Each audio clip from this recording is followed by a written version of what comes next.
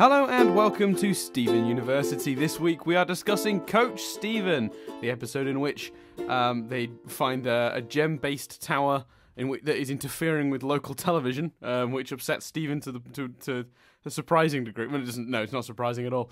To destroy the tower, they need strength, so it is suggested that Garnet and Amethyst fuse. They create Sugalite, who is a little bit who is strong but sort of unstable, a little bit out of control. In the ensuing chaos, Pearl and Stephen exit via the warp port pad, but it becomes damaged in the sort of the raining destruction of Sugalite taking out this old gem tower. Stephen then gets inspired to become strong like Sugalite, but Pearl is determined to teach him that it's more important to be strong in the real way. The episode ends, of course, with Sugalite returning, unstable and quite angry at being sort of left where the gem tower thing was being destroyed, and Pearl is left to try and sort of get Garnet and Amethyst to sort of separate again, and she has to demonstrate being strong in the real way. Chris, so gotta know, what'd you think? Well, first of all, I'd like to say I watched it, which it's pretty good going. Yeah, for those who you guys wouldn't know, we tried to record this episode last week, and I started describing it, to which Chris went, "Whoa, not seeing that one." He watched something different, so I watched the next episode. Yeah, so a bit weird. So we've it's fine. We held off. We've watched it now, and all good. But well, what if they want to listen? What episode of Fringe Observers, if they want to hear your anger, is it? No, because I totally erased it. Do you remember? If you remember rightly, I was super angry. I was like absolutely not angry, but like I was gutted. I was like, it was like a level of yeah. I just went like, I just lost all, like I was just I just sort of deflated. And then the podcast started. We started doing an episode of Fringe Observers, and I was immediately perky again because it's a podcast, and that's what you do. And you just pointed it out as always. I'm not sure which episode of Fringe Observers off the top of my head it is. If I was guessing, though, I would say it was The Last Samwise. Yes, I think it was. Yeah. Well, if it isn't that, it's 6:02 a.m. East. One of those two. And you can tell. You'll tell within the first couple of minutes, because Chris brings it up almost immediately. So if you want to hear the disappointment... No, you bring it up, because you're like, Chris, first of all, did you actually watch it? Like, you bring it up. I'm sure of it. I seem to remember you going, well, I watched it. But I could be wrong. I wouldn't quote that myself on that one. Anywho, Chris. Anyway, they crammed a lot in. Question. Coach Stephen. Yeah, they crammed a lot in, is my overall thing. Like, it's amazing. Like, it was a really good episode. I really enjoyed it. But I can't think of an episode where they got through such sheer volume. Like, you describing it then, it takes a couple of minutes to describe it. There's so many beats, and there's so many, like, you think them morphing is going to be the big plot. What's it called? Sugalite. Morphing? Huh? Sugalite. No. What's the process called? Oh, fusion. Fusion. You think them fusing is going to be it, and it kind of is, but then it goes on this Coach Stephen detour, and has him coaching everyone, and that's funny in itself, and then they come back, but Pearl has to deal with it, and you've got a song. Like, I'm just very impressed with the amount this episode got done. I mean, usually when you say something like, when you would say, and I don't mean you specifically, but as a rule, when a reviewer of any kind would describe something as cramming a lot in, it would not normally be considered a good thing. But do you think you think in this case they balanced it? They kept it like it didn't feel too fast or rushed or anything like that. You felt like they handled it all well. No, it felt like, I think some episodes of this show feel a bit like, I'm going to contradict myself now, but a bit like an inciting incident, some stuff, and then it finishes. And whilst that is a 3-act structure, it doesn't necessarily feel... It feels like 3-act structure with 3 beats. This felt like a fully rounded beginning, middle, and end with multiple beats and multiple stuff going on. And just some really, like... Because surely the meat is the fusion, and that happens right away. And then you're like, well, where's it going next? And then it goes into this sort of fairly regular Steven Universe story, which is still, but then there's a song, so it's like, oh, now we've got a song. It feels like, in a way, it's whilst it's not the best of Steven Universe, it is an episode which contains its greatest hits. Does that make sense? Yeah, it does manage to get to a lot of the stuff that makes the show good, that's for sure. The fusion, obviously, finally getting to see Sugalite is a big deal to start with. How did you feel Sugalite worked? Because what was interesting was, for me, and based on our previous conversation about fusion, you were sort of like, oh, the most interesting pairing, in your opinion at the time, was the pairing we got to see early on, which was Opal, which is obviously Pearl and Amethyst. Now this time we got, because you found them, because they're the most diametrically sort of opposed characters, you thought their fusion would be the most interesting. I actually think Sugalite is a more interesting character, because it's that chaos that Amethyst brings with the power that Garnet brings. And that's really a dangerous combination, as is demonstrated in the episode. And I think it's really clever the way these fusions are all really fascinating. Every single one of them. Like I'm just watching how they, because the show's writers really understand the characters, and that's most evident when the fusions happen, because they really do manage to capture what a combination of those two people would be like. And you can only do that if you genuinely understand what makes the characters tick at the core to start with. So, I mean, how did you feel about the fusion? How did you feel about how those two matched up? Did you find that an interesting combination, or do you stand by your original point that Opal is more interesting? No, because I don't stand by that point now, because now I'm like, well, actually, like, presumably Steven fusing with anyone is the most interesting combination, because he won't know what the fuck's going on, and won't be used to it, and seeing him learn to do it will be great. But I thought it was, because when they started it and when it became clear they were going to do that, in my head I went, I'm not sure what this looks like. And then they fused them, and I'm like, oh, that's exactly what that looks like. That's exactly what it should look like. Yes. Like, you're just like, oh, yeah, of course. Yeah. Which I think is, again, like you say, a testament to the writing and a testament to how well we know the characters. Yes, I see what you're saying. Garnet's like anger and bolshiness and her power and her kind of her chaos meets her power. It's interesting that, like, I would have predicted Garnet is so controlled. No. Yeah, no, that's right. Yeah, Garnet is the more controlled of the two, that's for sure. Garnet is so controlled that I was surprised it was such a chaotic character. But then I suppose it's getting the job done, which comes from Garnet. So yeah, well, it's interesting because it's when I look at it, I try to think of like where the different traits come from, and it seems that the physical characteristics, the actual strength, the physical strength of Sugalite seems to really be more of Garnet's influence, whereas the personality seems to lean slightly more Amethyst. And also I think that as well. I think that Garnet is extraordinarily controlled, but I always get the impression that Garnet would like very much to be less controlled, but just knows better. Yeah, like, we have seen an episode where she gets addicted to a video game, I suppose. And I will say as well that, like, what's interesting about this is obviously Steven and Pearl both learn a very important lesson, and notice that at the beginning of the episode, Garnet, who has been proven to have future sight of some sort, is the one that is like, no, me and Amethyst will fuse. You've got to wonder again, as you often have to with this show, is did Garnet know where it was going? Did she know the value plot twist of forming Sugalite? Did she know that would teach Steven a valuable lesson about different kinds of strength? Not just about, sometimes it's not just about physically strong, maybe sometimes it's about being emotionally strong. It's a really valuable lesson for kids. Again, a show that just refuses to talk down to its audience. And from what is just a simple kids cartoon about these weird sort of creatures that fighting each other. Like, the amount of depth this show gets to sometimes really does blow me away.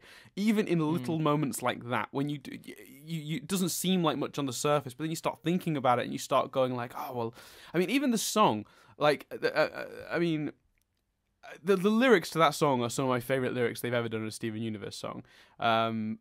Straight away, the first line is hilarious. Why do you have to look up to her, aside from the literal sense? Don't you know that a power that big comes with a bigger expense? Can't you see that she's out of control and overzealous? I'm telling you for your own good and not because I'm... And then she goes into the chorus with skipping the word jealous, which is perfect. It's just... I don't know, there's something really powerful about that song. So that's my next question. I like the way the song merged. Sorry, I've completely interrupted your question. You go. Well, no, it's going to be asking you about your thoughts on the song, because it's in my opinion one of the better songs of the show, and they're actually about to release the soundtrack for this show with 37 songs on it. I cannot wait.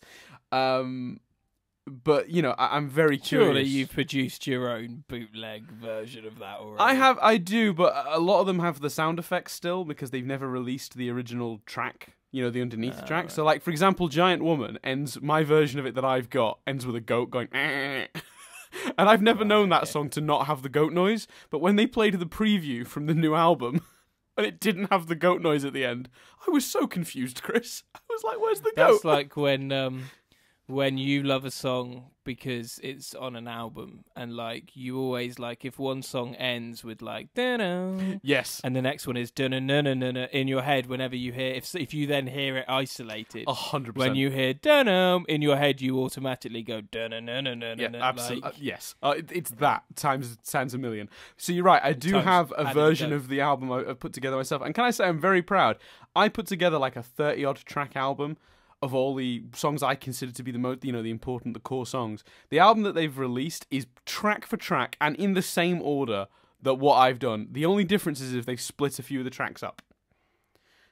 So there are a couple that I have strapped together that they've separated out into different songs. Wow. So that's just it's really cool that like the track list I put together for myself matches what the composers of the show put together. I was very pleased. Almost freaky. I thought the fact that because I've seen them obviously do songs before, and I've seen them do quite catchy, quite cool songs. Mm-hmm. But the fact that her song merged into a song by Steven, and it became hers and Steven's song, I thought that was great. I've never seen them do that before, and I thought that was fantastic. Something interesting I learned in the announcement for the new album, they did a track listing announcement. I stayed up till 3 a.m. I don't know why I did that. I stayed up till 3 a.m. watching the two composers on Facebook Live going through each track, revealing what songs were going to be on the album. I don't know why I stayed up to watch that, but they said some really interesting things, though. One of the things they said, which is that many of the characters on this show are... It's not a hard and fast rule, but many of the characters in the show are represented by an instrument. And Steven often the ukulele or occasionally guitar, but the electric guitar is usually reserved for Greg. Amethyst is usually represented by the drums. Pearl is often represented by the piano. And what's really cool about this song is the first verse and chorus are entirely piano. Not entirely, but very, very heavy on the piano. And then it switches to guitar for Steven's section. So they've really... The composers have really thought it through. And I think the result is fantastic. It's a really, really great, very, very catchy... piece of music, and the message of it again, strong in the real way. It's such a simple message, but it really does. It is quite powerful. Mm-hmm. Yeah, absolutely, and also catchy. Like yes, very much so, and really good. And like I say, just takes you by. You've already had a fusion, so I really was like, oh, we're getting a song as well. Fuck. Yeah, exactly. I'm ticking off my why does Dan love this episode boxes, and I'm like, well, there's a lot of them. Yeah, because I made it clear when I was disappointed we didn't get to talk about this last week that it was because I really liked this episode and really was eager to talk to you about it and get your opinions on it. That was a big part of my disappointment. So I guess you knew going into this was a good one. Yeah, I'm a big fan. I think that I as well. What's great about it is it does have a lot of the comedy as well because Steven's attempt to train and in brackets, and coach the some of the inhabitants of Beach City, namely his dad and Lars and Sadie from the donut shop. Just made me laugh so much. Like, particularly his dad's makeshift gym, like, which was like dumbbell, which was just like a twig with 2 paint cans tied to each end of it, and that's very good. A lot of comedy out of that, and also the idea that at the end of the training they're like, Stephen, you've not been training, you've just been yelling at us to train, which I loved as well. Felt very good. Yeah. How did you very feel? Witty. How did you feel about the resolution then to the sort of plot with Sugarlight, like Pearl sort of almost outsmarting Sugarlight? Yeah, I thought it was great, and I thought there was on any other episode potentially I'd be like, might have been done a bit quickly, but I think it was cool that they both learnt something, and I think in an episode that does so much, it's a bit unfair to go, oh well, that was quite quick. One thing I will say is I think by having him coach the town people, it sort of felt like they were building up for them to help somehow. And instead they don't, and it's fine because it leads to that really nice gag at the end. Whereas Lars is just like, what just happened? Yes. And that's very amusing. But it does make that element of the episode feel a bit redundant, maybe, arguably, if you're forcing me to nitpick. Yeah. But I don't think it harmed the episode in any way. Yeah. Do you want some trivia very quickly? Always. You love trivia. I'd have answered quicker, but I had a slight burp. Love a bit of trivia. Good. Well, first of all, this isn't really that interesting a trivia, this first one. The episode was actually randomly released in South Korea, Canada, Latin America, India, and Bangladesh before being released in the United States. For no reason whatsoever. Just got a weird early release in some countries. But the more interesting piece of trivia is that Sugarlight is voiced by, and I'm going to read the exact description here, popular female rapper/singer Nicki Minaj. That's crazy. 100% Sugarlight was voiced by Nicki Minaj. Isn't that fantastic? That's amazing, yeah. And they've also mentioned that Garnet's dance moves have a similarity to a lot of Michael Jackson's dance moves. Yeah, I quite like the continuation of the dancing and that leading to fusion. I liked that element. Did they ever do a big battle where everyone's fusing all over the place? There are many fusions in your future, Chris. That's as much as I will be willing to say. I mean, yeah, it's yeah. There's all sorts of stuff upcoming that I don't want to spoil. Okay, fair enough. So big thumbs up. Good. I'm glad you liked it. So where are you at on the scale now? Are you a fan now? Is that it? Are you just done? Are you in? Are you no longer on the journey of discovering how great the show is, and you're there, or do you still feel like there's more to go? I'm where I was last time. I think I'm still in. I'm still at a point, arguably, where if I'm at that point where if we weren't doing this, I'd still be watching. But I'd probably still be watching if it was on Netflix or I had automatic access to it and it just rolled over to the next one. If I had to hunt it out, don't know whether I'd still be watching, but it will be an incredibly impressive feat to get me to a point where I'm watching, having to seek it out. Partly unfairly because we watch so much TV that sometimes you have to, for our other podcast, Nothing But Static. So sometimes you do have to just watch the pilot and get out. But I would definitely say I'm a fan and would be watching whether we were doing this or not. So is that the next goal now, to get you to a point where you'd be watching, even if it was hard to get to, you'd still be seeking it out? Is that the next sort of hurdle? Yes, but you know how many good shows I've given up on, so you know what a feat that would be. Well, we'll see. Because I mean, I'll be honest with you. Like, I was describing staying up late watching the announcement of the music. I again did it last night to watch new episodes of this live. Like, this is arguably right now the show on television I am most excited about week to week. I cannot think of anything else that has inspired as much interest or excitement from me as this show. Well, I think, and it goes to some pretty, like, for those who for context, because we're not doing this sort of in time, as it were. We're recording these well ahead of well ahead of their releases. So when you're listening to this, and it'll be a couple of months removed. For those who don't know, so we just had the release of the Wanted special, which consisted of 4 episodes. And I'm sure those of you who listen, who are already watching the show and up to date on the show, will know that special was a big deal. Did some crazy stuff. It started with the episode Stuck Together and went through to Lars's head, not into his head, like not through into it, like went from Stuck Together but it was to an episode called Lars's Head. I just realised how weird that sounds. So yeah, so we're in a big. There's a big things are happening. Yeah, lots of stuff going on for fans of the show right now. And like I said, I'm more excited into this show than I think I've ever been, and it's a passion that is growing. Awesome. And I'm hoping one day, Chris, you'll share that with me. I doubt it, but we'll get there. It seems, it's not impossible. It's unlikely. Historically, it's unlikely. Yeah. But then, gotta have a challenge. Yeah. Gotta have something some sort of hurdle. Yeah. Huh. Yeah.